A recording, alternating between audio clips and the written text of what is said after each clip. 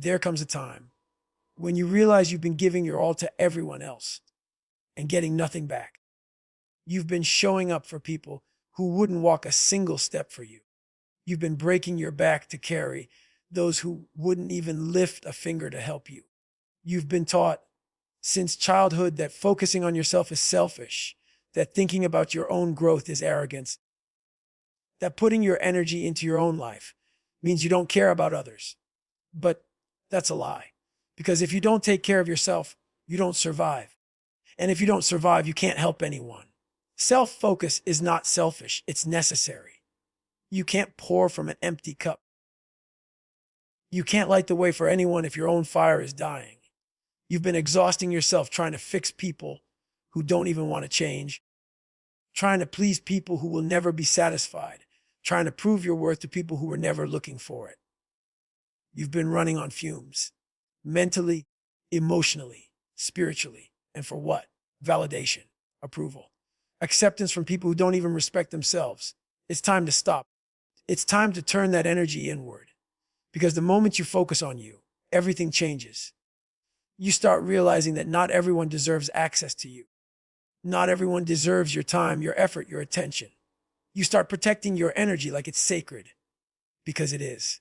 Your focus, your peace, your discipline, these are your weapons. And every time you waste them on people who drain you, you're giving away your power. You've got to start saying no more often. No to drama. No to fake love. No to distractions disguised as opportunities. No to people who only come around when they need something. The more you say no to the wrong things, the more space you create for the right ones. You start to feel lighter. You start to feel stronger. You begin to hear your own voice again. People will call you cold. They'll call you distant. They'll say you've changed. And you know what? They're right. Because the old you, the one who was always available, always accommodating, always putting others first, that version of you didn't survive the war you've been through. That version of you was breaking quietly while trying to hold everyone else together. And now you're done with that. You've learned that your peace is expensive and not everyone can afford it. Focusing on yourself doesn't mean you stop caring about others. It means you stop destroying yourself for their comfort. It means you stop apologizing for putting your needs first. It means you understand that real love for yourself or for anyone else can't exist without boundaries. You are not here to save everyone. You are here to master yourself. When you focus on you, something powerful happens. The noise fades. The opinions lose their weight. The comparisons stop mattering. You begin to see your own reflection clearly, not through the lens of others, but through the truth of who you are. And that truth is powerful. That truth is unstoppable. This world will test you. It will drain you. It will convince you that you're not doing enough, not giving enough, not being enough. But you have to fight back. You have to protect your focus like your life depends on it, because it does. Every goal you'll ever chase, every dream you'll ever build, every ounce of peace you'll ever find, it all depends on where your focus goes. So turn it inward. Build your strength. Guard your energy. Feed your mind. Train your body. Discipline your spirit. Let the world think you've gone quiet, because silence is where warriors grow. Let them think you're distant, because solitude is where clarity is born. Let them think you've changed, because you have. You've stopped being available for everything that kept you small. When you start focusing on yourself, people will fall away. That's fine. Let them. Some people are only meant to be in your story until you wake up. The moment you realize your worth, they lose their power. The moment you stop chasing them, you find yourself. And that's when everything changes. You stop surviving for others and start living for yourself. You stop being drained and start becoming dangerous. Dangerous because now you're focused, you're centered, you're free. You've built your world from the inside out, and nothing they say or do can shake that foundation. Remember this, self-focus is not selfish, it's survival. The world will try to make you forget that. Don't, because the moment you start taking care of you, the moment you start protecting your peace, the moment you decide that your energy belongs to your growth, that's the moment your real life begins. Everybody wants freedom. Everybody talks about wanting to live life on their own terms. No stress, no limits, no rules. But the truth that most people don't want to face is this: freedom doesn't come from comfort. It comes from discipline. Real freedom doesn't mean doing whatever you want. It means having control over yourself when every part of you wants to quit. Freedom is not waking up whenever you feel like it. Freedom is waking up when you said you would. Freedom is not skipping the hard days. Freedom is showing up on them. Discipline isn't glamorous. It's not motivational quotes on your wall or a perfect morning routine. It's war, a silent war between who you are and who you're trying to become. It's waking up when your mind tells you to sleep. It's running when your body begs for rest. It's studying when your friends are out having fun. Discipline is the line between dreams and regret. It's the one thing that separates those who talk about change from those who actually do it. See, everyone loves to talk about goals. They'll tell you what they want. They'll even tell you how bad they want it. But when it comes time to show up, to grind, to suffer in silence, most people disappear. They want the reward without the process. They want success without sacrifice. But it doesn't work like that. You can't negotiate with growth. You can't bargain with greatness. You either pay the price daily or you stay average forever. Discipline is not about being perfect. It's about being consistent. It's about keeping your word to yourself, even when no one is watching. Because if you can't trust yourself, how can you expect to build anything real? Every time you hit that snooze button, every time you say, "I'll do it tomorrow," you're breaking a promise to yourself. And those little promises matter. They stack up. They shape who you become. Discipline isn't built overnight. It's carved out of repetition, pain, and persistence. You have to learn how to control your emotions. Because discipline starts where motivation ends. Motivation is temporary, it fades. It's the spark that gets you moving. But discipline is the fire that keeps you burning when everything else goes dark. Motivation asks, "Do I feel like it?" Discipline says, "Do it anyway." The mind is your greatest enemy and your greatest weapon.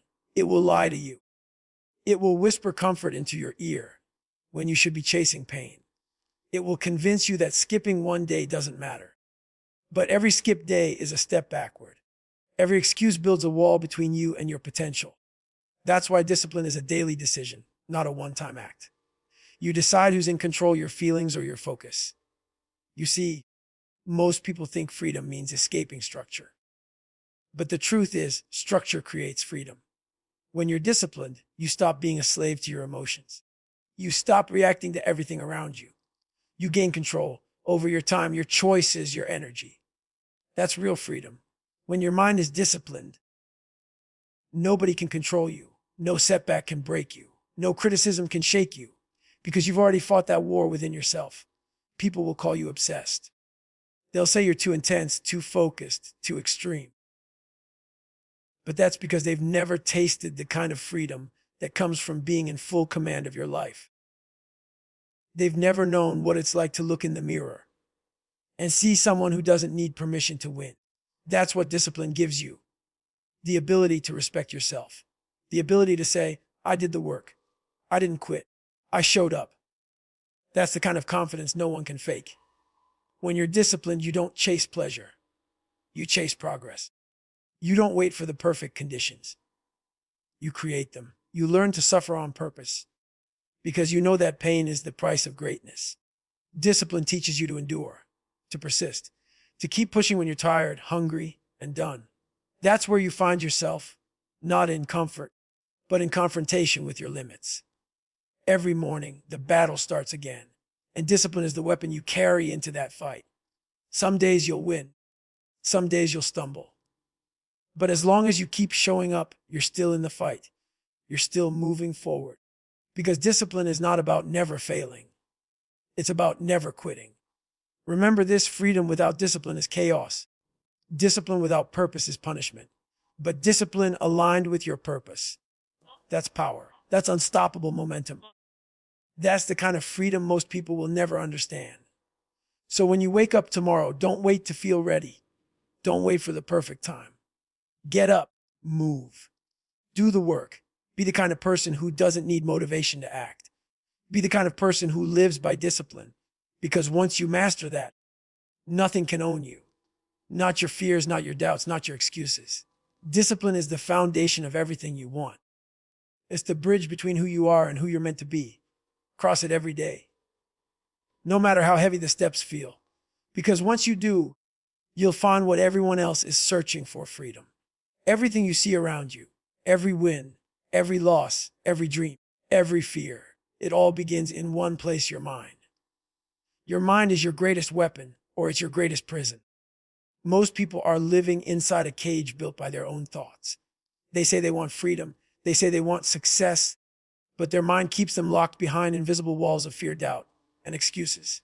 And the scariest part, they don't even realize it. The truth is, your mind will believe whatever story you feed it. If you tell yourself you're weak, it will find proof. If you tell yourself you're not enough, it will build evidence to back that up. But the same way your mind can destroy you, it can also rebuild you. You have to take control of the narrative. You have to program your own reality, because if you don't, the world will do it for you. Most people let their circumstances write their story. They let pain define them. They let failure break them. But the strongest people, the ones who rise no matter how many times they fall, they do something different. They take control of their mind. They decide what the pain means. They decide what the struggle represents. They don't run from it. They use it. They rewire their thoughts until every hardship becomes fuel. Your mind doesn't care what's true. It only cares what you repeat. That's why your self-talk matters more than anything. Every time you tell yourself, "I can't," you're training your brain to give up. Every time you say, "I'm tired," your body starts to shut down. Every time you convince yourself you're not ready, you're feeding weakness. You've got to flip that script. You've got to teach your mind that pain is progress, that discomfort is growth, that fear is just an invitation to rise. The mind will test you. It will whisper lies at your lowest moments. It'll tell you you're done when you've barely even started. It'll magnify your failures and minimize your wins. That's why you've got to build a different kind of toughness, mental toughness. You can train your body to lift weights, but if your mind is weak, it will quit long before your muscles do. Your mind has to lead. It has to be unshakable. When life hits you, when you're broke, tired, alone, and no one believes in you, that's when the real fight begins. You have to go inward. You have to remind yourself that your reality is not built by your circumstances. It's built by your decisions. You can't control what happens to you, but you can always control how you respond. And that response, that mindset, that's what builds your world. Every day you're programming your mind. Every thought is a seed. Every action is a vote for the person you're becoming. Most people keep planting weeds, negativity, fear, doubt. And then they wonder why their life feels like a mess. You've got to plant better seeds. You've got to feed your mind things that build you, not break you. Read, learn, meditate, train, challenge yourself. Because every time you stretch your mind, you stretch your reality. It's not about pretending life is easy. It's not about lying to yourself. It's about seeing the truth through strength, not weakness. You can acknowledge the pain and still choose power. You can accept the struggle and still move forward. That's what people don't understand. You don't need to erase your darkness to create light. You just have to stop giving the darkness control. The moment you change your mind, everything changes. The weight of the past starts to lift. The things that used to break you begin to build you. The same pain that once crushed you becomes the reason you're strong. Because when your mind shifts, your whole world shifts with it. The obstacles don't disappear. You just stop seeing them as walls and start seeing them as challenges to climb. You've got to train your mind daily, the same way an athlete trains their body. Discipline your thoughts. Catch yourself when you drift into weakness. Replace every excuse with action. Replace every doubt with belief. Replace every fear with focus, because your reality follows your focus. Wherever your attention goes, your energy flows and your results grow. Understand this: you are not your thoughts. You are the thinker behind them. You have the power to choose what stays and what goes. You can build your reality from scratch, one decision at a time, one thought at a time, one act of willpower at a time.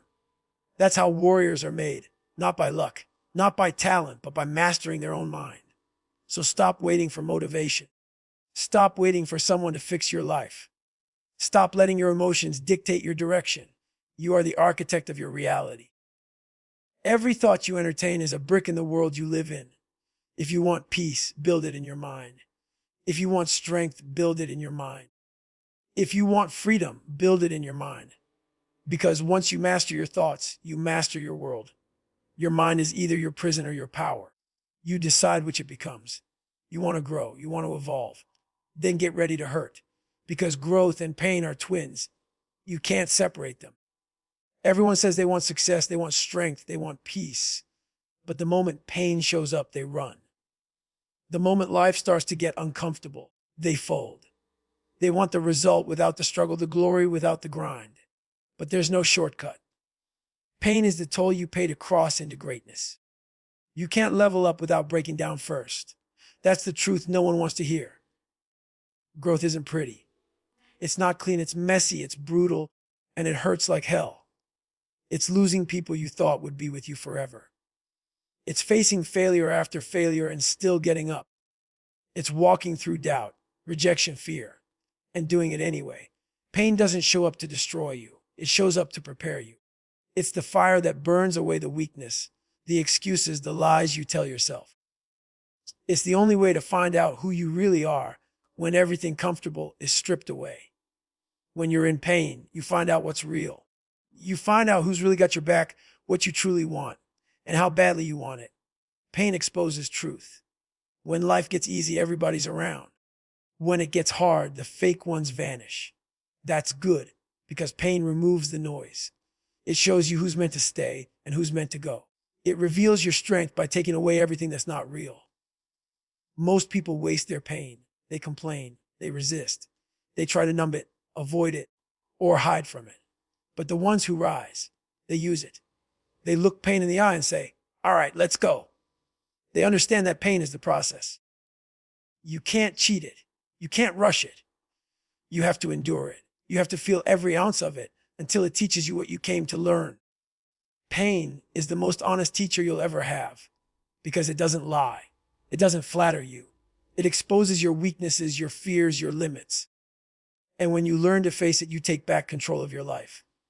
Pain is not punishment. It's feedback. It's life's way of saying, this is where you're still soft.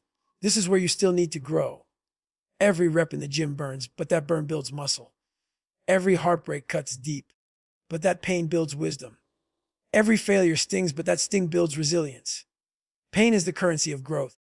The question is, are you willing to pay the price? There will be days when it feels unbearable. Days when you'll ask, why me? Days when you'll want to quit. And that's when you need to remember this pain is shaping you. It's building something inside you that ease never could. Growth isn't about avoiding pain. It's about enduring it long enough to become stronger than it. People will see your success one day and call it luck. They'll see the result, but never the nights you spent alone questioning everything. They won't see the hours you worked while everyone else slept. They won't see the tears, the exhaustion, the mental battles. But that's fine, because pain doesn't need an audience. Growth is quiet. Transformation is silent. The pain you endure in private becomes the strength you carry in public. When you stop fearing pain, you become dangerous. You become free. Because pain loses its power when you stop running from it. You realize it's not the enemy. It's the path. It's the pressure that turns coal into diamonds. It's the storm that forges warriors. It's the grind that separates the committed from the comfortable. Every time you push through pain, you earn something no one can take from you. Self-respect. That's the real reward. Knowing that you didn't quit. Knowing that you faced everything meant to break you and walked out stronger. That's the kind of strength you can't fake. That's the kind of strength that builds legacy. The next time you're hurting, remember this.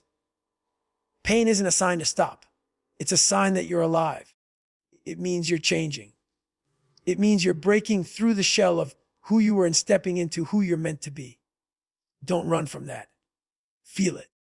Own it. Use it. Let pain remind you that you're growing. Because at the end of the day, every version of you that's stronger, wiser, and more disciplined was born from pain. You don't grow when things are easy. You grow when it's hard, when it's dark, when it's lonely, when you have every reason to give up, but you don't.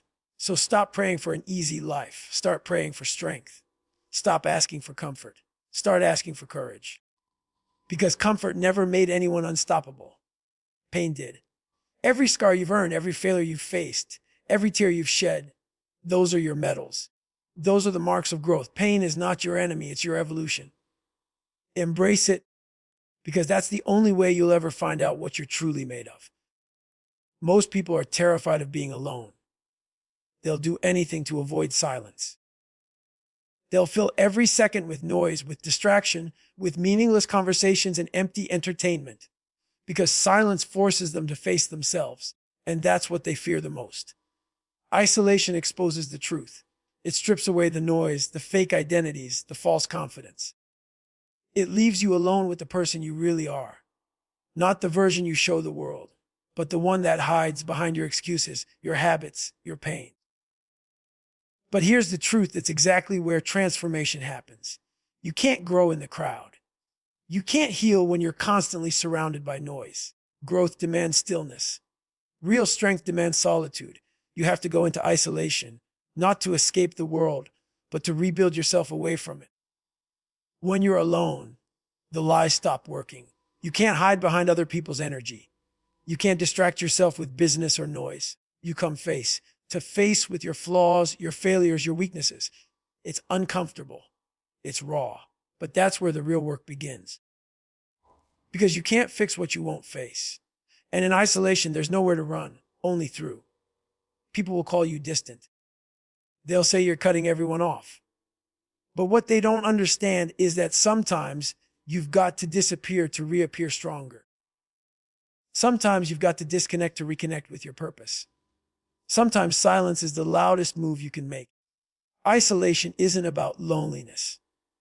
It's about clarity. It's about removing the world's influence long enough to hear your own voice again. Because when you spend too much time around people who've given up, their energy infects you. Their fear becomes your fear. Their limits become your limits. But when you step back, when you separate yourself from all of that, you begin to see how much of your life has been controlled by noise, not intention. There's power in shutting it all off. No phone, no validation, no opinions. Just you, your thoughts, your pain, your dreams, your truth. That's where you get real with yourself. That's where you stop pretending you're okay when you're not. That's where you start rebuilding your mind, brick by brick, until you become unshakable. In isolation, you start to remember who you are beneath the world's expectations. You start to understand your patterns, your triggers, your weaknesses. You begin to see how often you've been your own enemy. And that realization hurts, but it's necessary, because self-awareness is the foundation of all growth. You can't change what you don't understand. When you spend time alone, you start holding yourself accountable. There's no one left to blame. There's no one else to point fingers at, just you. Your choices, your habits, your results. You realize that your life is a reflection of your discipline, your focus, your standards. And if you don't like what you see, you have the power to change it. That's the beauty of isolation. It forces ownership. Most people fear solitude because they don't like who they are when it's quiet. But that's exactly why they need it. Because if you can't stand your own company, that's a sign something inside you needs healing. You have to face the darkness, the insecurities, the anger, the disappointment, and work through them. You can't heal from what you keep avoiding.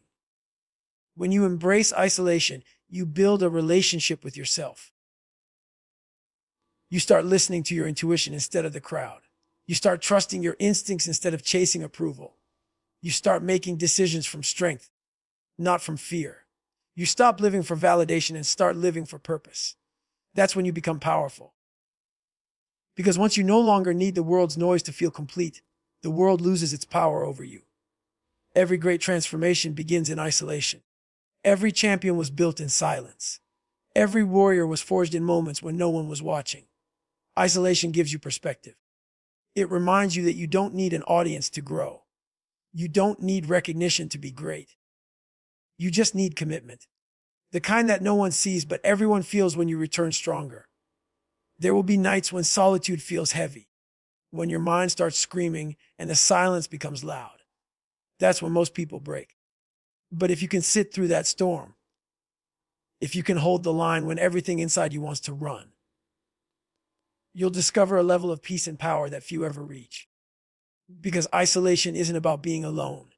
It's about becoming whole. It's about taking back control of your energy.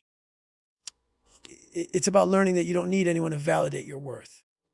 It's about turning inward and realizing that everything you've been searching for, strength, clarity, purpose, has been inside you the entire time. When you emerge from isolation, you're not the same. You move differently. You speak less but say more. You don't react, you respond. You don't chase, you attract. You've built a kind of strength that doesn't need to prove itself. And the world feels it. So don't fear isolation. Seek it. Don't run from solitude. Embrace it. Because when you focus on you, when you take the time to rebuild yourself in silence, when you face the truth that everyone else avoids, that's when everything changes. Isolation is not the end. It's the beginning of the real you.